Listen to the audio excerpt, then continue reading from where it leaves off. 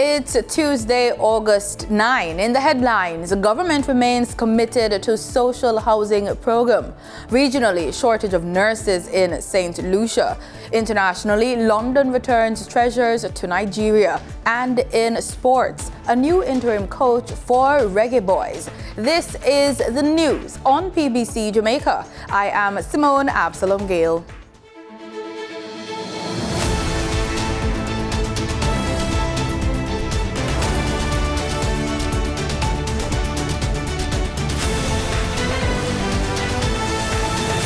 Prime Minister Andrew Holness says the government remains committed to creating new housing solutions for first-time homeowners.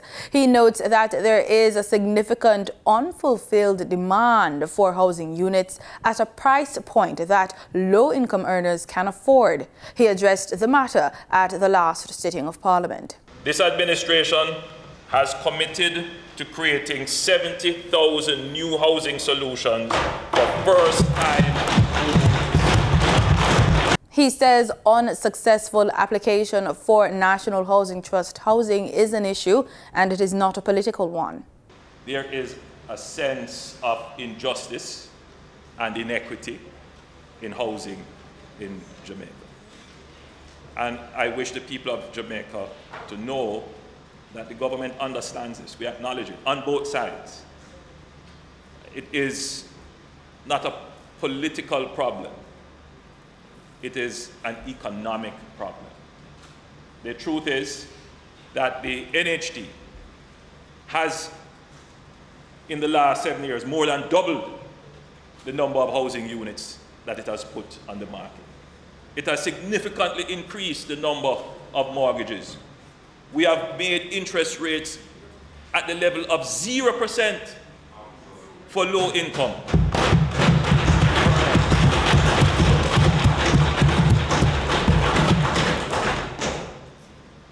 But the problem is, as the Minister of Finance always points out, we have a supply side problem. Mr. Holness says there is a lack of contractors who can produce housing units at an affordable price point. We don't have the contractors, the systems in place to produce housing units at the price point that people need. So we have redirected the NHT to focus almost exclusively on that. So, Madam Speaker, already the NHT has committed to build 43,000 housing solutions. The vast majority of them will be affordable or low-income earners. He says the NHT has already delivered over 6,000 units. 63 years old Mike Rose Robinson recently received her house under the new social housing program, the NSHP. I'm glad, happy. As happy tell, I don't know what to say. The NSHP, which was conceptualized by Prime Minister Andrew Holness, is geared towards relocating residents in vulnerable communities and prioritizes persons deemed in imminent danger. Mr. Holness says building contractors are now delivering the houses at a faster pace compared to when the program commenced in 2018. One that is very robust in terms of the social investigation that is done, and that the house itself is constructed to the highest standards, and there can be no criticism, no complaints of any inefficiency, any form of misallocation or any form of maladministration or misadventure with funds that were used. The Prime Minister says delivering housing units to the most vulnerable is a fulfilling task. One of the most fulfilling things that I have done would be this program, the new social housing program, where we are able to identify beneficiaries who are truly in need, where no one can say that the person receiving the house is not deserving of the benefit. Thank you. Look at that. Thank you. I give that thanks, and I give Mr. Holness very big thank you. and all the construction, and Mr. Winter, I give everyone a plaque honoring healthcare workers who have toiled in the COVID-19 pandemic and those who died in the line of duty was recently unveiled at the Medical Association of Jamaica on Windsor Avenue in Kingston. These include 4 physicians paying the ultimate price: Dr. Lenworth Jackson, Dr. Richard Whitlock, Dr. Robert Robinson, and Dr. Mario Medley, for whom a 30-second period of silence was observed. Chief Medical Officer in the Ministry of Health and Wellness, Dr. Jacqueline Bissessa-McKenzie, and Chair of Healthcare Workers Appreciation Month National Planning Committee, the Most Honorable Professor Denise Eldemeyer Shearer, headed the guests, joining MAJ President Dr. Brian James and other executive members for the unveiling ceremony.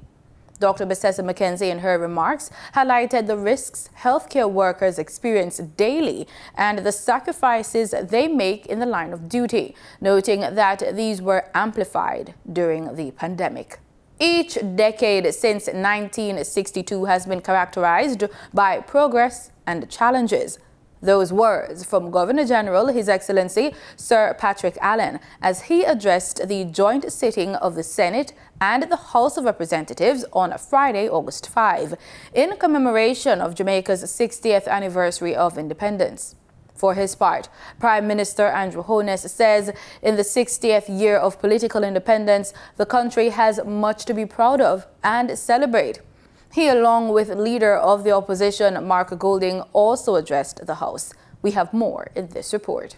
His Excellency Governor General Sir Patrick Allen spoke with deep understanding of the years of strife and accomplishment that has led the country, Jamaica, to where we are today. Each decade since 1962 has been characterized by both progress and challenges, opportunities and change, all of which have allowed us to learn and to grow. We have matured from a nation eager to announce its arrival to the international community to one that has grown in confidence and determination to make a difference in global affairs through bilateral, regional, and multilateral arrangements. From the early years, we were able to introduce our music and our culture to the world, displaying since then the range of artistic creativity that so naturally abides within our people. Prime Minister Andrew Holness expressed satisfaction in high regard to the many feats accomplished by a small island with little over 5 decades of independence. From the outset, Jamaica has maintained a very visible global presence that predates its birth as an independent nation. Throughout the years, Jamaica has been at the forefront of international human rights diplomacy and played a seminal role in the creation of the post-1945 contemporary international human rights regime. Barely a year after becoming a member of the United Nations at the 1963 General Assembly, Senator Hugh Shearer, speaking in place of Sir Alexander Bustamante, proposed that 1968 be designated the International Year of Human Rights to mark the 20th anniversary of the Universal Declaration of Human Rights. In conjunction, Leader of the Opposition Mark Golding, in his remarks, acknowledged the long measuring stick in which we hold ourselves against and subsequently overlook our accomplishments. He says, nonetheless, our achievements mark significant milestones in our history. 60 years in the life of every nation is a fairly short period of time, but we have already been impacting the world in immeasurable ways. Indeed, Jamaica has achieved tremendous success in many, many fields of endeavor. For example, many manifestations of our culture, be it our music, dance, cuisine, language, expressions, and imagery, are rated, embraced, and even copied across the globe. Our most famous musical luminaries, in particular, have become icons of the reggae and dancehall genres which we originated in this small island. whose messages of justice and hope have inspired peoples from across the world facing oppression in their struggles for freedom. Over 40 years since he departed this life, Bob Marley's music, image, and message of positive liberty for all mankind continue to grow across the world. Over the weekend, the Grand Gala, held at the National Stadium, marked the end of the celebratory week leading up to Jamaica's 60th year of independence, the Diamond Jubilee. For PBCJ News, I'm Raquel Robinson. More than 30,000 people came out to the Grand Gala held on Independence Day, Saturday, August 6th. Minister of Culture, Gender, Entertainment and Sport, Olivia Grange, says she is pleased with the turnout. The National Stadium in Kingston was filled to capacity for the spectacular show, which was held in celebration of Jamaica's 60th year of independence, under the theme, Reigniting a Nation for Greatness. Hundreds of thousands of others tuned into the event in the virtual space. It was streamed live on PBC Jamaica.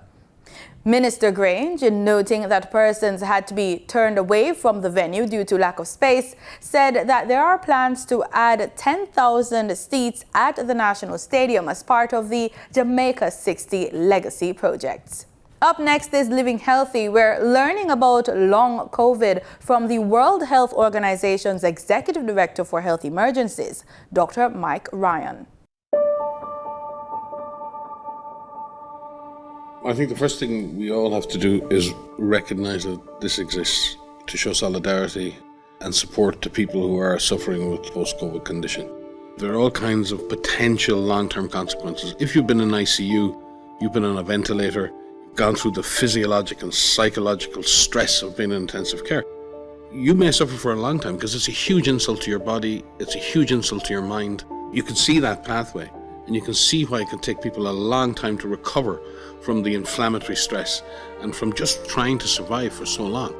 People have this post-COVID fog, this sense of having brain fog, this lack of energy, this lack of exercise tolerance, and sometimes those symptoms are non-specific, but it's well recognized, it's been well documented that this exists.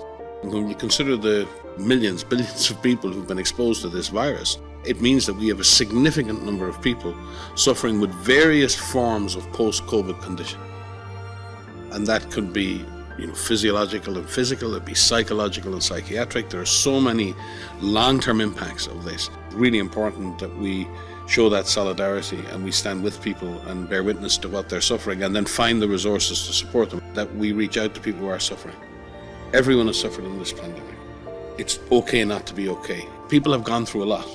They've experienced a lot, and it's really important that we stay open and people are able to express their emotions, express their feelings, and that's not rejected as, oh, we just got to move on now, because we're going to leave a lot of people behind. Time now for the business report with Danita Rodney.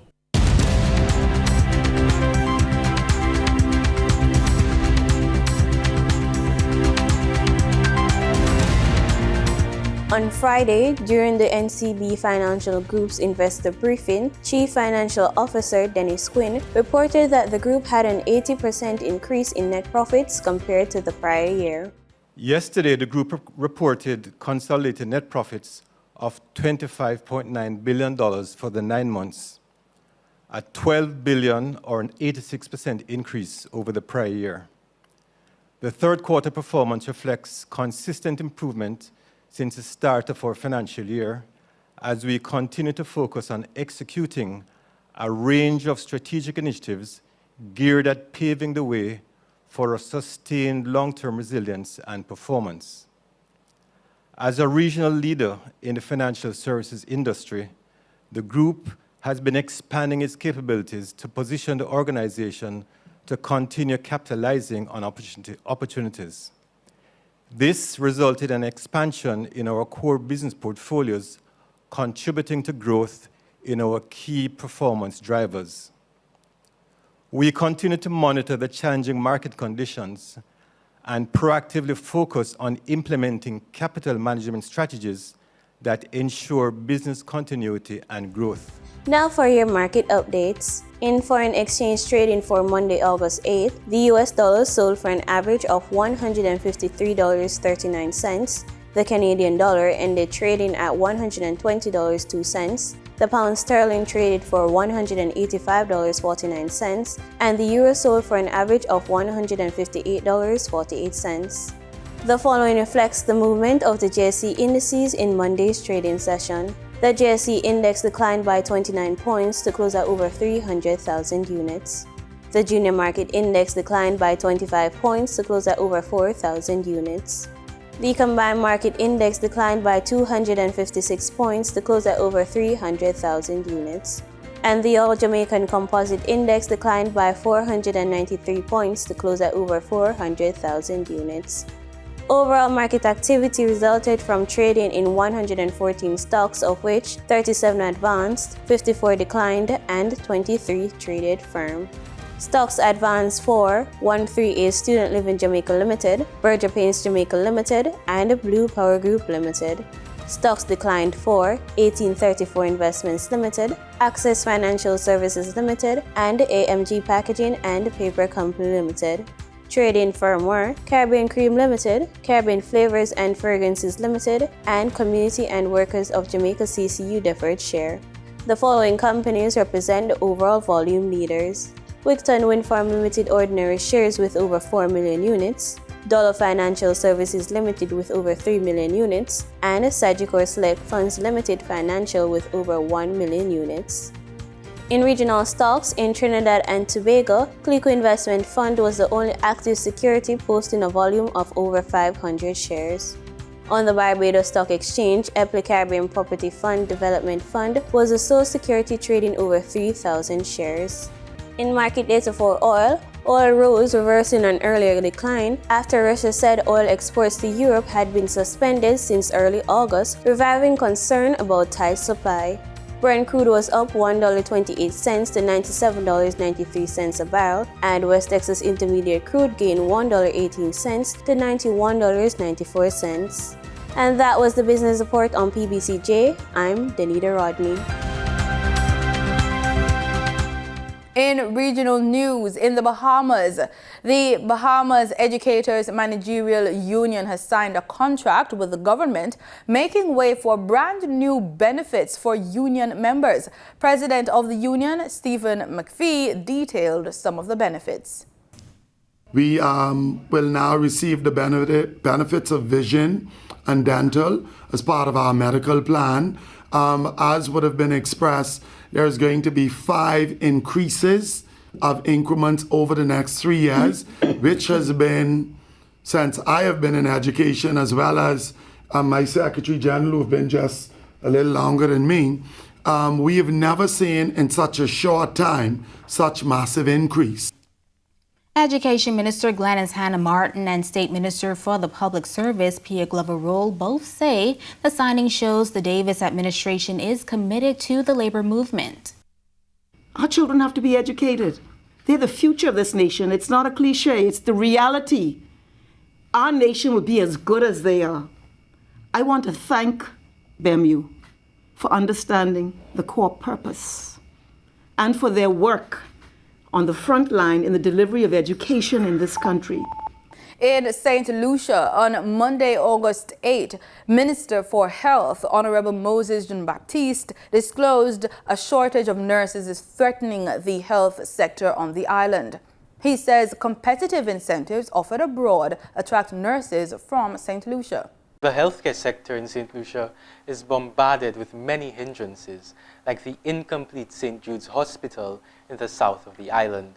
Another hindrance identified by Minister for Health, Honorable Moses Jean-Baptiste, is the current shortage of nurses on island. We have a shortage of nurses, and so these doctors and medical professionals are working under tremendous pressure. And I understand the need for us to continue improving the standards. According to Minister for Health, Jean-Baptiste, this is not a problem endemic to St. Lucia. He highlights that many nurses and medical professionals from across the region migrate to overseas territories for more competitive incentives. This is a problem not only in St. Lucia but throughout the Caribbean. Countries like England and the United States, Canada, every single month these countries are attracting nurses and medical professionals from the Caribbean. So this is not just a St. Lucia problem, it is a problem throughout the Caribbean. The health minister says although the departure of nurses cannot be stopped entirely, the ministry is looking at other ways to mitigate the current shortage of nurses. We have been looking at the situation. We have spoken to the officials at the South Louis Community College. One of the things clearly is to train more nurses. To train more nurses, it costs about $40,000 to train one nurse in the bachelor's, in the bachelor's program in nursing.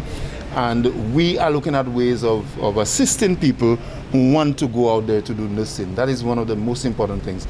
Well, secondly, we need to do the best that we can to improve the conditions under which nurses work.